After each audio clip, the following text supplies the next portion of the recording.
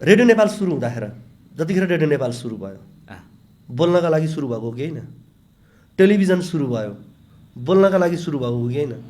गोर्खापत्र सुरु भयो बोल्नका लागि सुरु भएको हो कि होइन? कसको पालामा सुरु भयो यी तिनटै चिज? अब भन्नु होला फेरि तपाईँले ती त राजाको भजन गाउँथे नि त भनेर भन्नु होला। अहिले चाहिँ थोडी रेडियो नेपाल, गोर्खापत्र, नेपाल टेलिभिजनले जनताको मुद्दा उठाउँछ र भनेको। कर्णालीमा नुन नपाएको कुरा यसले उठाउँछ र भनेको। जसको सरकार छ सत्तामा बसेका मान्छेले सुन तस्करी गरेको त्यसले न्युज भन्छ र भनेको। भन्दैन त।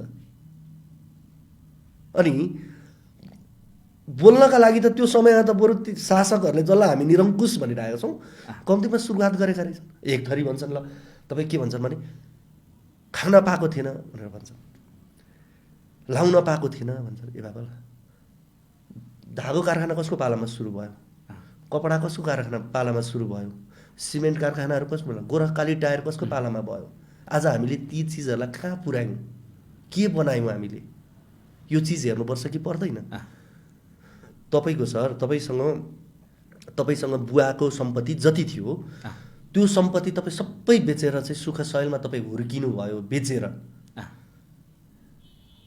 भनेदेखि तपाईँले चाहिँ के गर्नुभयो त? तपाईँको तर्फबाट चाहिँ तपाईँले कति जोड्नुभयो? तपाईँले कति कमाउनु भयो? त्यो चाहिँ हेर्नुपर्छ कि पर्दैन भने जस्तै हो। अहिले पुराना भएका चिज सब बेचेको छ, नयाँ चिज सिर्जना गर्न सकेको छैन।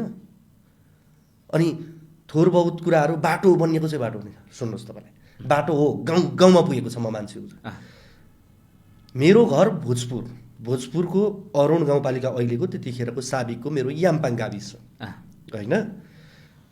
अहिले मोटर बाटो त्यहाँ पुगेको छ।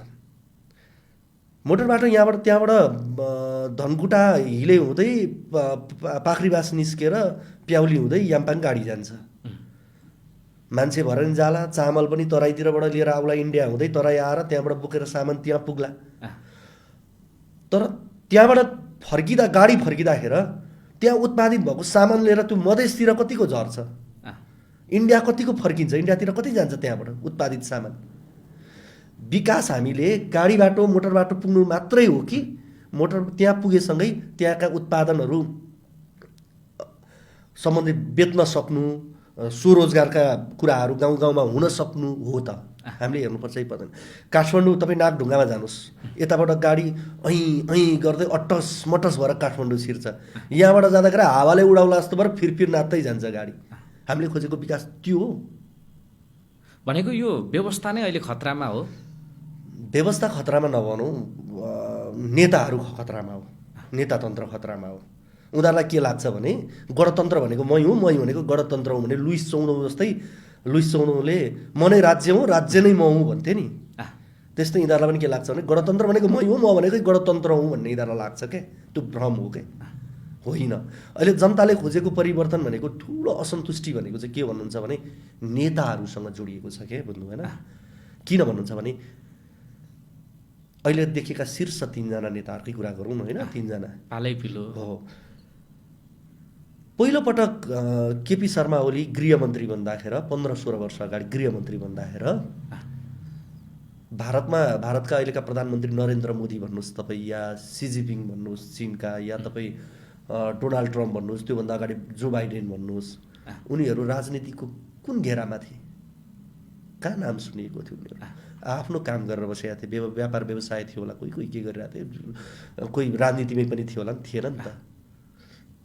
तर त्यतिखेरका चर्चित केपी ओली आजसम्म नेपाली राजनीतिको रिङमा घुमिरहेछन्। अब भन्नुहोस् त, यहाँ पुस्तान्तरणको कुरा गरेको होइन, पुरानो पुस्ताले केही गरेन भन्न खोजेको पनि होइन क्या। तर 40 वर्षदेखि यो देशमा 35 वर्षदेखि 30 वर्षदेखि 20 वर्षदेखि शासन गरिरहेका मान्छेले चाहिँ केही गर्न सक्दैनन् भनेको हो कि। अझै 10-15 वर्ष त विकल्प नखोज्नु भनेर झापामा भन्नुभयो। हो, भर्खर कपाल आउँदैछन्, दारी पनि फुले कालो आउँदैछ भने कति मैले पनि सुनेको थिएँ, होइन? ती चिजहरू भनेको उनीहरूले अब दिनलाई के बाँकी छ भन्नुहोस् त। 6 पटक 7 पटक प्रधानमन्त्री भइसकेका देउवा अझै प्रधानमन्त्री हुनलाई लागि परिरहनु भएको छ। उहाँले अब देशलाई दिन के बाँकी होला? हामीलाई दिन बाँकी के छ? केही छ जस्तो लाग्छ। माधव नेपालले हामीलाई अब दिन के बाँकी होला? केही छ। ओलीले हामीलाई दिनलाई अब के बाँकी छ? केही छ। यति होइन, उहाँहरूले गर्ने यति होइन। अनि अपेक्षा के छ उहाँहरूसँग के राख्ने। तर 60 वर्ष 70 वर्षका कोही मान्छे हुनुहुन्छ भने नि अहिले अवसर नपाएको मान्छे उहाँहरूले गर्नुहुन्छ कि यहाँ उमेरको मात्रै मैले कुरा गर्न खोजेको होइन कि। हुन त पुस्तान्तरण जरुरी हो नेपाली राजनीतिमा, त्यो हुन सकेको छैन। तर सबभन्दा ठुलो कुरा भने चाहिँ लामो समय राजनीति गरेर आइरहने मान्छेहरू चाहिँ नेपालको ठुलो समस्या हो सबैले।